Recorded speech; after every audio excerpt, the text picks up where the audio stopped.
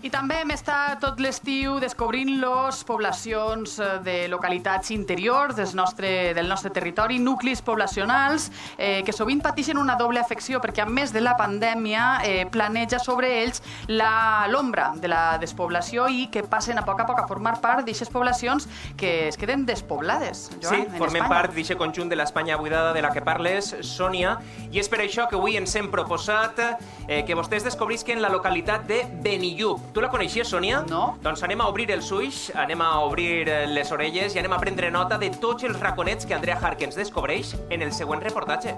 Miren.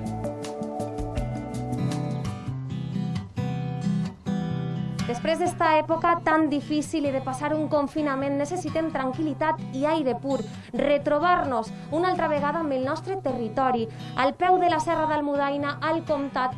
Avui tornem a connectar amb l'essència d'un poble. Benvinguts a Benillup!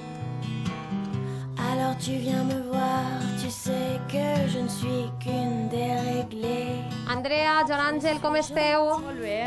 He elegit a dos benillupers perquè m'ensenyen este poble que m'han dit que té moltíssim encant i diuen que a Benillup 4 cases i un cub.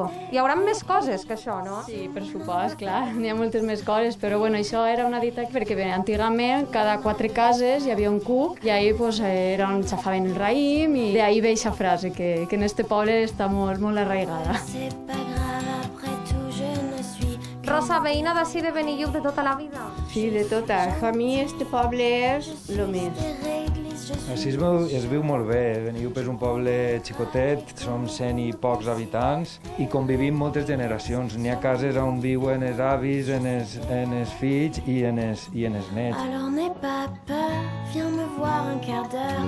Tu I la gent jove, què feu per ací, pel poble? Tenim voltes en bici, s'ho passem molt bé. Així solia plenar-se a partir dels mesos d'estiu, que tots venien, però clar, en el confinament pues, bueno, pues ja portem 2 mesos abans de lo previst, de molta més gent, hi ha més vida. Prefereixes això a una ciutat?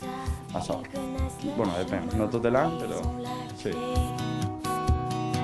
Després, el carrer Trinquet, com podeu observar, i bueno, i així era perquè antigament pues, era on es jugava a trinquet, perquè som un poble aficionat a la pilota i ens agrada molt, sobretot en estiu.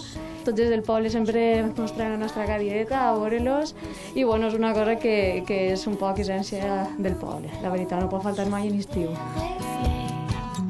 Ta mare sí que va arribar a anar a l'escola vella, no? Que la tenim així, que ara ja està tancada. Les persones que ara viuen així, que ara és una casa particular, pues van voler posar ahí el detall de que era l'escola vella.